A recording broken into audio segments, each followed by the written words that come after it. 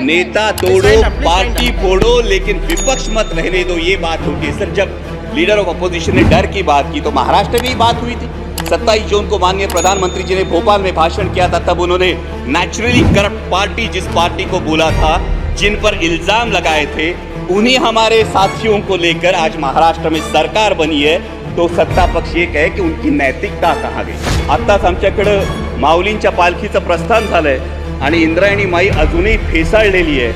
करोडो रुपयांचा खर्च होऊन सुद्धा जर आमच्या वारकऱ्यांचं श्रद्धास्थान असलेली आमच्या इंद्रायणी माईला जर मोकळा श्वास मिळत नसेल तर नक्की हा पैसा जातो कुठं, या नदी सुधार प्रकल्पाचा विचार व्हावा। मराठा आरक्षण को लेकर महाराष्ट्र में बहुत बड़ा आक्रोश है और उसी को लेके ओबीसी के युवाओं में अपने आरक्षण को लेके चिंता भी है। इसलिए मेरी सदन के माध्यम से सरकार से दरख्वास्त है कि जातिगत जनगणना कराई जाए और किसी भी के आरक्षण को ठेस ना पहुंचाते हुए मराठा समाज को भी आरक्षण दिया जाए। कुछ सालों पहले सर शोले करके एक मूवी आई थी, उसमें डायलॉग था, शायद आपको भी याद होगा, कि दूर किसी दराज में जब बच्चा रोता है तो माँ कहती है सो जा वरना गब्बर आ जाएगा। सर, हालात ऐसे थे कि जब विपक्ष का कोई नेता सरकार के खिलाफ बोलता है तो उसको बोला जाता है चुप हो जा, सरकार के खिलाफ मत बोल वरना ईडी, सीबीआई या इनकम टैक्स आ जाएगा।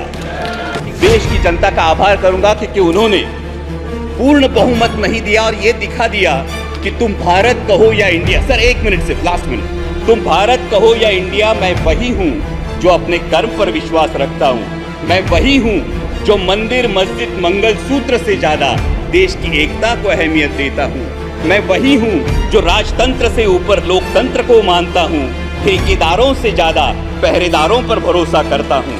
तुम भारत कहो या इंडिया, मैं वही हूं जो नफरत से ज्यादा मोहब्बत चाहता हूं। अहंकार से ज्यादा विनम्रता का आदर करता हूं।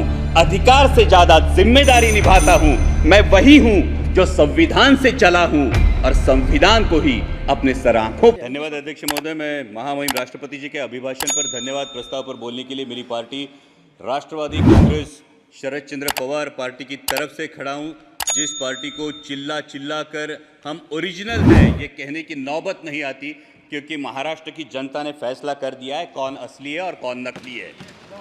राष्ट्रपति जी ने जिन उपलब्धियों का उल्लेख किया उसके लिए मैं सरकार का अभिनंदन करता हूं, लेकिन कुछ बुनियादी सवाल है अध्यक्ष महोदय। जब 5वें नंबर की हमारी अर्थव्यवस्था, ये गौरवशाली बात है, लेकिन देश ये भी जानना चाहता है कि देश पर कर्जा कितना है, देश पर बोरोइंग्स कितनी है और देश के सकल उत्पाद के ये बोरोइंग्स कितनी फीसदी है और ये ऋण कब तक और कैसे चुकाया जाएगा। हमारी मराठी में कहावत है, ऋण काढून सण फार काळ साजरा करता येत नाही। और इसलिए दूसरी बात है, महामहिम राष्ट्रपति जी ने जो कही कि 80 करोड़ देशवासियों को मुफ्त राशन दिया जा रहा है, तो 5वीं अर्थव्यवस्था के लिए क्या ये घोषणावह है? और दूसरा सवाल ये खड़ा होता है कि बावजूद इसके हंगर इंडेक्स में भारत का स्थान 125 देशों में 111वां है, जो पाकिस्तान, नेपाल, बांग्लादेश और श्रीलंका से भी नीचे है। क्या ये उपलब्धि है? और अगला सवाल ये बनता है, जो 5वें नंबर की अर्थव्यवस्था है वो अपने जेन्युइन, जो ईमानदार टैक्स पेयर्स है, उनको क्या दे रही है? ये टैक्स पेयर्स को अपने बच्चों को शिक्षा के लिए प्राइवेट स्कूल में भेजना पड़ता है, उनको अपने हेल्थ के लिए हेल्थ इंश्योरेंस निकालना पड़ता है। सर, नौबत तो ये है कि जब नॉर्मल मिडिल क्लास आदमी बाइक खरीदने जाता है तो उसको 28% जीएसटी देना पड़ता है, लेकिन इस देश में जो कोई हेलीकॉप्टर खरीदना चाहता है उसको सिर्फ 5% जीएसटी है। तो क्या ये उपलब्धि है? ये हर देशवासी के लिए अर्थव्यवस्था है? ये सबसे बड़ी बात है। और इसीलिए यह सवाल बनता है कि जब अर्थव्यवस्था क्या सही में सुदृढ़ है या सिर्फ यह सूजन है जिसे सुदृढ़ता बताया जा रहा है। महामहिम राष्ट्रपति जी ने अपनी अभिभाषण में ग्रामीण अर्थव्यवस्था और डेयरी का उल्लेख किया, लेकिन दुर्भाग्यवश माननीय मंत्री महोदय यहां बैठे, लेकिन उसी दिन जो मिल्क पाउडर है उस पे इंपोर्ट ड्यूटी माफ करके मिल्क पाउडर आयात करने का एक निर्णय जो लिया गया। Sir? Yeah, but don't cut his time. He's not yielding. You are yielding. No sir, I'm asking sir ये दूध उत्पादक किसानों के लिए जो एकदम गलत बता रहे हैं, इससे I want you to kindly give me a chance. इनकी जानकारी के लिए और पूरे सदन की जानकारी के लिए, शरद पवार जी जब कृषि मंत्री थे उस समय उन्होंने ये TRQ दिया था, एक समय 10,000 Your टन turn will का, come now. बाद में 25,000 टन का, और उस समय मिल्क पाउडर इंपोर्ट हुआ। What is that? Honorable Minister, your turn will come. Your member is. Sir. See, next member is your from party. उसका क्या संबंध है? Honorable Minister, wait. Honorable Minister, wait. No. Immediately your member is going to speak. That time it can be sir debated. पुराने निर्णयों को लेके आज You वास्तविक carry on. सर आज Nothing will go वास्तविकता on. ये है देश में सर, मैं माननीय मंत्री महोदय के संज्ञान में ये बात लाना चाहूंगा कि सर देश में मिनरल वाटर की बोतल 20 रुपए में मिलती है और हमारा किसान दूध 22 या 24 रुपए में बेचता है। तो क्या ये किसान को समृद्ध करने का निर्णय है sir? Yes. Sir mineral water की बोतल 20 रुपए में बिकती है और हमारा किसान जो अपने पशुओं को पालता है उसको दूध बेचना पड़ता है 22 या 24 रुपए किलो में। तो क्या ये किसान के साथ न्याय हो रहा है? ये इसका जवाब किसान चाहता है।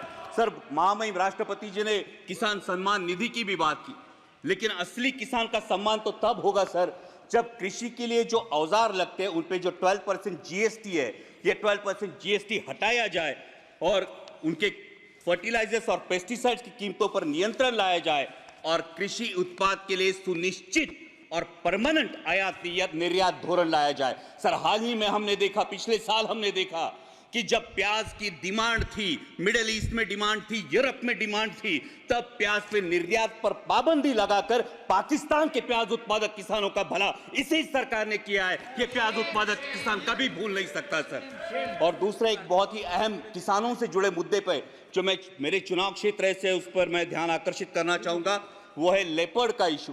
सर मेरे चुनाव क्षेत्र में जुन्नर वन विभाग के क्षेत्र में 700 लेपर्ड्स का अधिवास है सर, 700 लेपर्ड्स, और आए दिन किसी ना किसी पर हमला होता है। सर जब एक बाप अपने 3 साल के लहूलुहान बच्चे को लेकर सामने खड़ा होता है तब ये इसकी गंभीरता और ज्यादा महसूस होती है। सर 23 लोगों ने पिछले 1 साल में जान गंवाई है और बार बार मैंने दरख्वास्त की है माननीय मंत्री जी से भी कि लेपर्ड रिप्रोडक्शन कंट्रोल के बारे में सरकार गंभीरता पूर्वक ध्यान ले।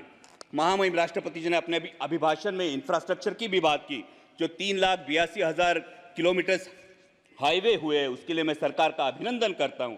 लेकिन जिस रेलवे ट्रांसपोर्ट के लिए 1/3 कॉस्ट लगती है और एक ऑयल इंपोर्टिंग कंट्री के लिए इन रेलवे में कितना इजाफा हुआ ये भी हम जानना चाहते हैं। और दूसरी बात यह है जिन प्रोजेक्ट्स के लिए महाराष्ट्र गवर्नमेंट ने 50% कॉस्ट शेयरिंग के लिए अनुमति दी थी वो 3 प्रोजेक्ट्स है सर, अहमदनगर बीड परली, वर्धा यवतमाल नांदेड़ और वर्षा और गढ़चिरौली, जो 3 साल में रेलवे कंप्लीट करने वाला था। आज 15 साल बाद भी ये प्रोजेक्ट्स निर्माणाधीन है, ये इनकम्प्लीट है। और महाराष्ट्र के गोल्डन ट्रायंगल को जोड़ने वाली पुणे नासिक रेलवे जैसा एक एम्बिशियस प्रोजेक्ट, जिस प्रोजेक्ट की फाइल कैबिनेट अप्रूवल के लिए पिछले 2 साल से पड़ी है, ना उसको कैबिनेट अप्रूवल मिल पा रहा है और ना ही इसकी इंप्लीमेंटिंग एजेंसी तय हो रही है। साथ ही में दौंड से पुणे तक जो लोकल की डिमांड है, ये भी डिमांड अब तक उसकी आपूर्ति नहीं की गई है। सर डिफेंस सेक्टर के रिफॉर्म की महामहिम राष्ट्रपति जी के अभिभाषण में बात हुई और आज ही मैं जब भाषण सब सुन रहा था तब भारतीय न्याय संहिता की अंग्रेजों के जमाने की कानूनों को बदलने की जो बात हुई, लेकिन सर डिफेंस के बारे में रेड जोन का ये मुद्दा है जो पिपरी चिंचवड़ में और देश के 13 राज्यों में रेड जोन लागू होता है। ये रेड जोन 1903 के इंडियन डिफेंस एक्ट, अंग्रेजों के जमाने के कानून के तहत 2000 यार्ड का लागू होता है। लेकिन 1970 में जो स्टेक रेगुलेशंस हमने अपनाए, जो यूएन के स्टेक रेगुलेशंस हमने अपनाए, जिसको 2005 में अमेंड किया गया, उस स्टेक रेगुलेशन के तहत 200 से 500 मीटर सिर्फ रेड जोन की मर्यादा होनी चाहिए। और इसलिए रेड जोन क्या है? रेड जोन ये होता है जो डिफेंस का जो सेक्टर होता है, ये डिफेंस के सेक्टर के इसमें निर्माण के लिए अनुमति नहीं दी जाती, इन घरों को गैर कानूनी करार दिया जाता है। और इसलिए मेरी दरख्वास्त है कि अंग्रेजों के इस कानून को त्याग कर 1905 के इंडियन डिफेंस एक्ट को त्याग कर स्टेक रेगुलेशंस के तहत 500 मीटर के परे रेड जोन हटाया जाए और लाखों देशवासियों को राहत दी जाए। सर अगला मुद्दा युवाओं की जो बात हुई महामहिम राष्ट्रपति जी के अभिभाषण में, लीडर ऑफ अपोजिशन ने नीट का भी मुद्दा उठाया। ये करोड़ों भारतीय युवाओं के एस्पिरेशन का मुद्दा है सर, और नीट को लेके बहुत असमंजस है। सब जगह पे नीट का सिलेबस सीबीएसई बोर्ड के तहत है, जो बच्चे स्टेट बोर्ड में पढ़ाई करते हैं उनको क्लासेस लगाने से कोई दूसरा ऑप्शन नहीं बचता और क्लासेस की फीस लाखों में चली जाती है। और अभी नीट पेपर लीक के इल्जामों के बाद ये असमंजस युवाओं में है, क्या रीनीट होने वाली है? अगर रीनीट होती है तो जिन बच्चों ने ईमानदारी से पढ़ाई की उन बच्चों का क्या होगा?